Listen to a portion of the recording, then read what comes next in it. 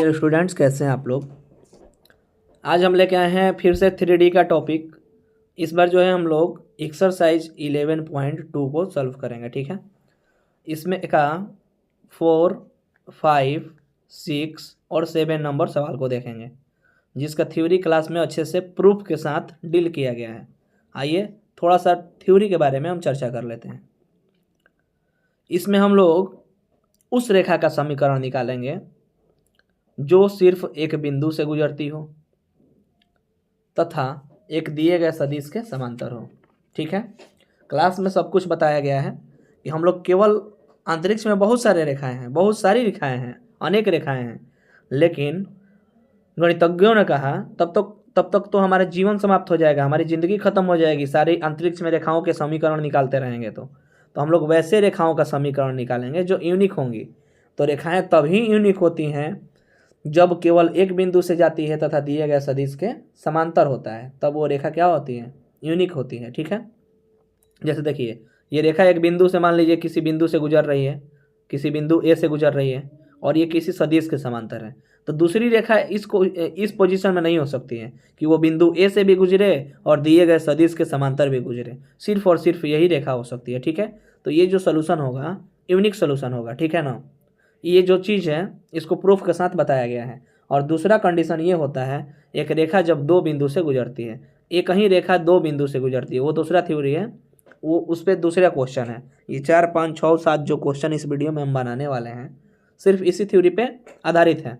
तो इसके बारे में इसको प्रूफ जब हम लोग किए थे कि एक बिंदु से जाने वाली रेखा तथा दिए गए सदिश के समांतर हो, उसके लिए सदिश समीकरण हमारा आया था आर वेक्टर बराबर ए प्लस लेमडा बी वेक्टर, ये वाला, ठीक है।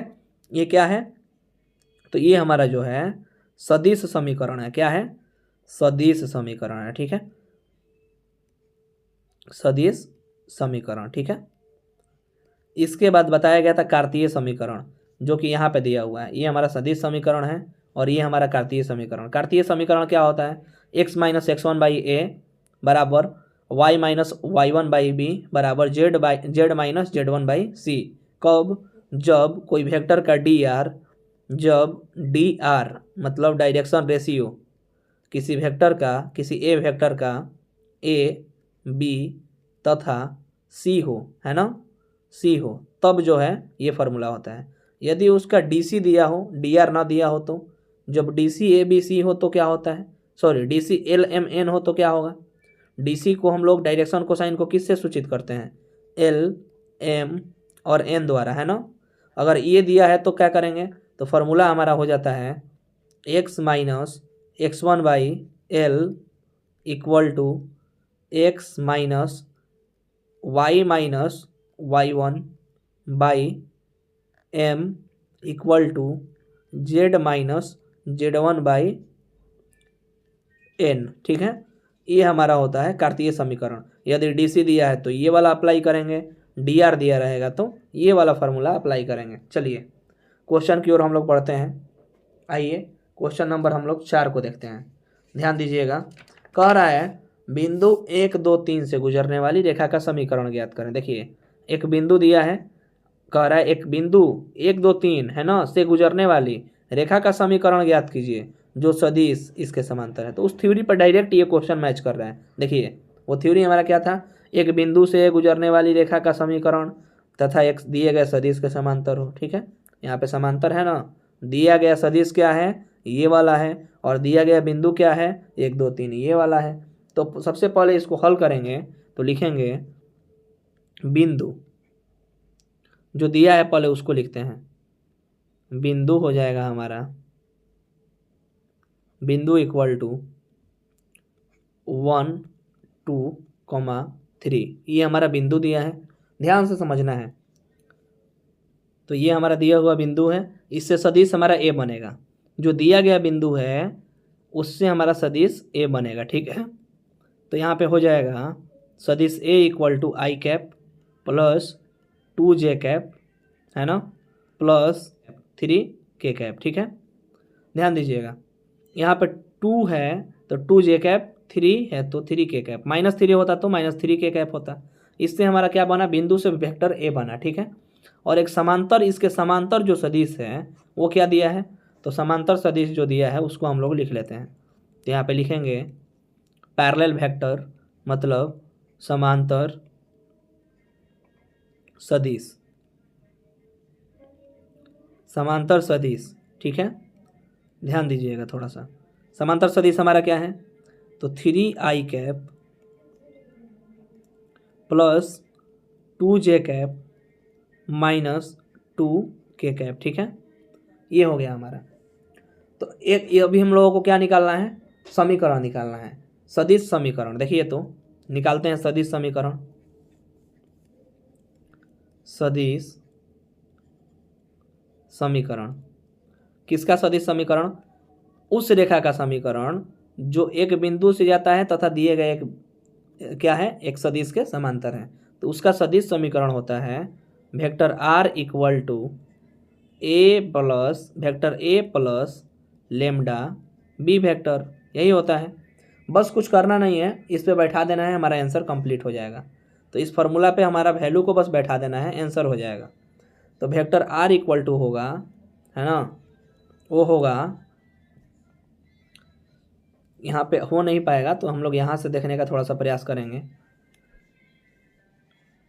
देखिएगा,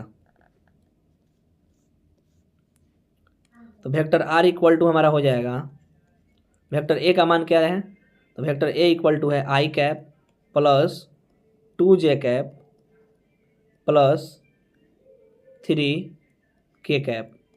यहाँ पे a का मान रख दिए, प्लस है तो प्लस देंगे, प्लस है तो यहाँ पे प्लस देंगे, लेमडा है तो लेमडा देंगे, इनटू वेक्टर b का मान क्या है 3i plus 2j minus 2k, ठीक है। यही हमारा फाइनल आंसर हो जाएगा, ठीक है। ये इसलिए यहाँ पे नहीं बनाए क्योंकि यहाँ पे हमारा ये पूरा जो है चीज़ यहाँ पे आ नहीं पाता, ठीक है। तो यही हमारा फाइनल आंसर हो जाएगा। बढ़ते हैं क्वेश्चन नंबर 5 की ओर, इसको आप लोग नोट मत करिएगा। चलिए क्वेश्चन नंबर 5 की ओर बढ़ते हैं। क्वेश्चन नंबर 5, इसमें देखिए क्या दिया है। इसमें दिया है बिंदु जिसकी स्थिति सदिश यहाँ पे है। स्थिति सदिश मतलब जिसका तुलना मूल बिंदु से किया जाता है, उससे हम लोग क्या कहते हैं, स्थिति सदिश कहते हैं, ठीक है। तो स्थिति सदिश जो दिया है यह है 2i minus j plus 4k। जो बिंदु से हमारा बनता था वो हमारा क्या है, सदिश है 2i minus j plus 4k। तो जो बिंदु से बनता था या जो स्थिति सदिश है, इसको हम लोग हमेशा क्या मानेंगे, वेक्टर a मानेंगे। तो इसका मान क्या हो जाएगा 2i minus j plus 4k, ठीक है। ये हमारा सदिश a हो गया। और गुजरने वाले सदिश इसके दिशा में, ठीक है, रेखा का इसके दिशा में है तो उसी के दिशा में, उसी तरीके से मतलब उसी के दिशा में, इस दिए गए सदिश के दिशा में, ठीक है, मतलब इसके समांतर है।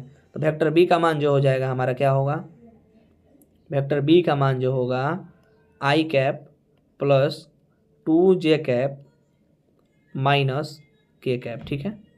अब देखिए, तो यहाँ से सदिश समीकरण हमारा बहुत ईजी है, ज़्यादा कुछ भारी नहीं है। यहाँ पे सदिश समीकरण, सदिश समीकरण, सदिश समीकरण क्या होता है, एक बार फॉर्मूला को हम लोग लिख लेते हैं ताकि बार बार आपको लिखते लिखते याद हो जाए। तो होता है vector r equal to vector a plus lambda b vector, ठीक है। थोड़ा आप लोग ध्यान दीजिएगा, बस कुछ नहीं है, सदिश समीकरण लिखने में तो कुछ है ही नहीं।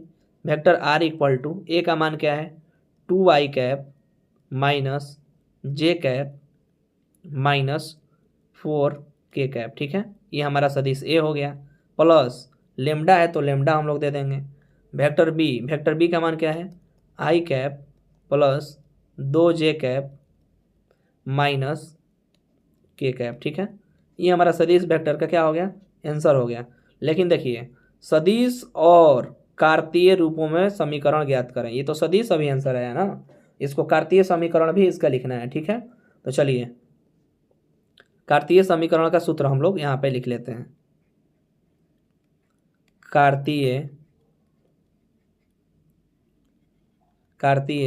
समीकरण, कार्तीय हमारा समीकरण क्या दिया है, कार्तीय समीकरण का सूत्र क्या होता है x minus x1 by a equal to y minus y1 by B equal to z minus z1 by C. यही होता है ना कार्तीय समीकरण।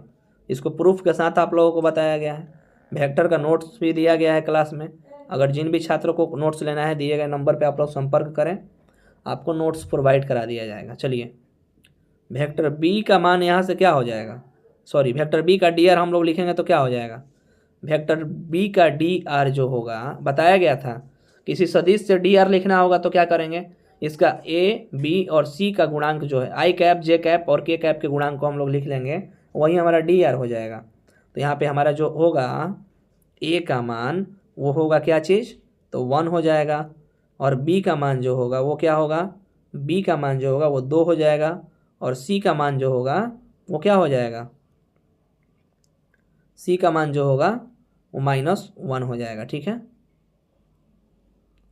ठीक है ना। बी का डी आर, वेक्टर बी का डी आर दिए गए सदिश जो है समांतर है, मतलब वेक्टर बी इसका डी आर है, दिए गए सदिश का गुणांक, मतलब यहाँ से हम लोग लिख लेंगे। ठीक है, और यहाँ से x1 y1 z1 का मान क्या हो जाएगा, तो चलिए x1 equal to vector A से हम लोग ये वाला बात लिखेंगे, वेक्टर ए से x1 y1 और z1 का मान मिलेगा।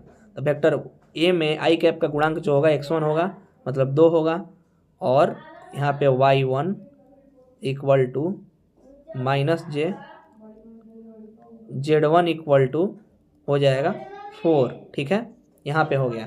तो यहाँ पे हमारा कार्तीय समीकरण इक्वल टू क्या हो जाएगा, कार्तीय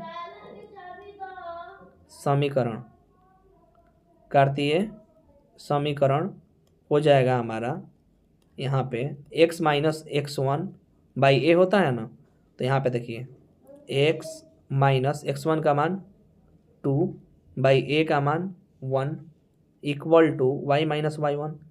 तो y का मान यहाँ पे है जो y1 का मान माइनस क्या है, -1 है। ठीक है, -1 है, आई जे कैप का गुणांक क्या है, -1। ठीक है, तो माइनस और माइनस फार्मूला वाला प्लस हो जाएगा, यहाँ पे 1/2 हो जाएगा। ठीक है, equal to z minus z1 होता है, -z1 का मान 4/6, सी होता है, सी का मान -1 है, तो -1। ये हमारा फाइनल आंसर हो जाएगा। ये इसका हमारा हो जाएगा क्या चीज़, सदिश समीकरण, और ये हमारा हो जाएगा कार्तीय का समीकरण।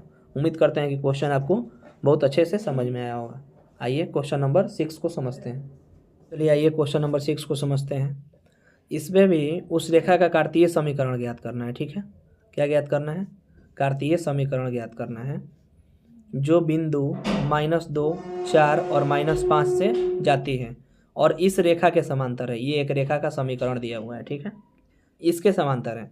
तो जो बिंदु देता है, बिंदु से हम लोग क्या ज्ञात करते हैं, बिंदु से हम लोग क्या करते हैं, देखिए यहाँ पे नीचे पहले ध्यान दीजिएगा। पिछले सवाल में हम लोग क्या किए थे, नीचे जो ये 3, 5 और 6 आया है, ये ए बी सी और ए और बी और सी का मान है। तो यहाँ से ए इक्वल टू क्या हो जाएगा 3, और बी इक्वल टू क्या हो जाएगा 5, और सी इक्वल टू क्या हो जाएगा 6। ठीक है, और x1 y1 और z1 का मान हमारा क्या होगा, तो x1 का मान हो जाएगा इस बिंदु से, y1 का मान और z1 का मान हो जाएगा। चलिए यहाँ से x1 इक्वल टू जो होगा वो हमारा होगा -2, y1 इक्वल टू जो होगा वो हो जाएगा 4, और z1 इक्वल टू हो जाएगा ये हमारा -5। क्या आपको पूछ रहा है यहाँ पे, कार्तीय समीकरण, क्या चीज़, कार्तीय समीकरण ज्ञात करना है। ठीक है ना। तो कार्तीय समीकरण क्या होता है, बार बार बोल रहे हैं कि फॉर्मूला को आप लोग याद रखिए। कार्तीय समीकरण एक बार लिख देते हैं फिर से। कार्तीय समीकरण इक्वल टू हम लोगों का होता है x minus x1 by A equal to y minus y1 by B equal to z minus z1 equal by C, ये होता है। ठीक है ना। तो इसी पे हम लोग जो वैल्यू है उसको हम लोग सजा देंगे, हमारा कार्तीय समीकरण हो जाएगा। x minus x1, x minus है तो माइनस, x1 का मान क्या है -2 यहाँ पे ध्यान दीजिएगा -2, तो माइनस ये फार्मूला वाला और -2 तो +2 बाई ए का मान क्या है तो 3 equal to y minus y1, तो y माइनस है तो माइनस, y1 का मान क्या है 4 है तो 4 बाई बी का मान क्या है 5 है तो 5 equal to Z minus Z one का मान -5 दिया है देखिए यहाँ पे, तो माइनस माइनस क्या हो जाएगा +5/c, सी का मान क्या हो जाएगा 6 हो जाएगा। ठीक है, ये हमारा हो जाएगा कार्तीय समीकरण निकालना था, आंसर हो जाएगा। ठीक है, आइए क्वेश्चन नंबर लास्ट इस वीडियो के लिए और क्वेश्चन नंबर 7 समझते हैं। देखिए इसमें कह रहा है एक रेखा का कार्तीय समीकरण ये है, ये कार्तीय समीकरण है। ठीक है ना, तो इस समीकरण का इसका सदिश समीकरण ज्ञात करना है। देखिए कार्तीय समीकरण से क्या ज्ञात करना है, कार्तीय समीकरण से जो हमें ज्ञात करना है वो सदिश समीकरण ज्ञात करना है। तो सबसे पहले कार्तीय समीकरण जो दिया है उसको हम लोग लिखते हैं। देखिए तो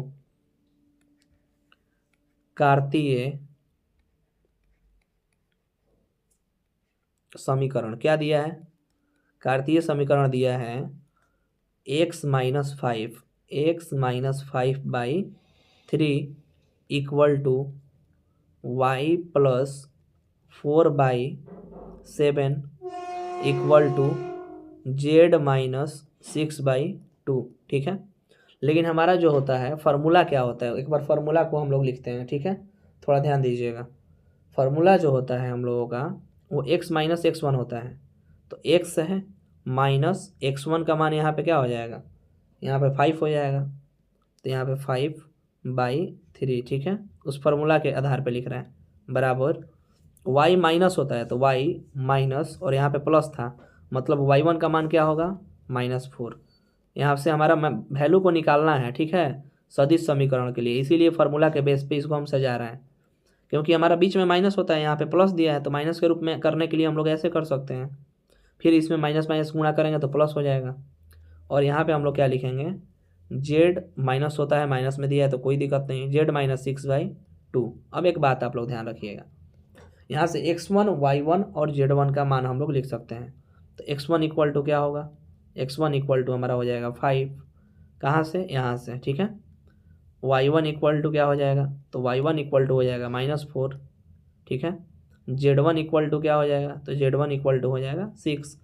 ए बी सी का मान क्या होगा, तो ए बी सी का जो मान होगा वो होगा हमारा a equal to 3, b equal to क्या होगा, b इक्वल टू हो जाएगा 7 और c इक्वल टू क्या होगा, c इक्वल टू हो जाएगा हमारा 2। ठीक है, तो हम लोग सदिश a और b ज्ञात कर लेते हैं। ठीक है, तो x1 y1 z1 से हमारा क्या मिलेगा, सदिश a, और जो है हमारा सदिश b जो है इस बिंदु से मिलेगा dr से। ठीक है, चलिए तो यहाँ पे हमारा थोड़ा सा ध्यान दीजिएगा, इसको हम ब्रैकेटिंग कर दें ताकि आप लोगों को समझ सकें हम लोग लिखें तो। ठीक है, ध्यान दीजिएगा, तो यहाँ से सदिश a और b का मान यहाँ पे हम लिखते हैं। तो वेक्टर a जो बनेगा क्या बनेगा, 5i cap -4j cap +6k cap, है ना, ये हमारा सदिश a हो गया। सदिश b का मान क्या होगा, तो सदिश b का मान जो होगा 3i cap +7j cap +2k cap, ये हमारा सदिश b हो गया। निकालना क्या है, निकालना है हमें सदिश समीकरण, सदिश समीकरण। ठीक है, तो सदिश समीकरण हमारा क्या होता है, एक बार लिख लेते हैं, सदिश समीकरण। ठीक है, सदिश समीकरण जो हम लोगों का होता है ये होता है वेक्टर r बराबर vector a plus lambda vector b, यही ना होता है। इस पे बस हमको वैल्यू पुट कर देना है, हमारा आंसर हो जाएगा। तो वेक्टर r इक्वल टू हो जाएगा वेक्टर a का मान क्या है 5i cap -4j cap +6k cap. ठीक है, प्लस लेमडा, वेक्टर b का मान क्या है, तो वेक्टर b का मान 3i कैप +7j कैप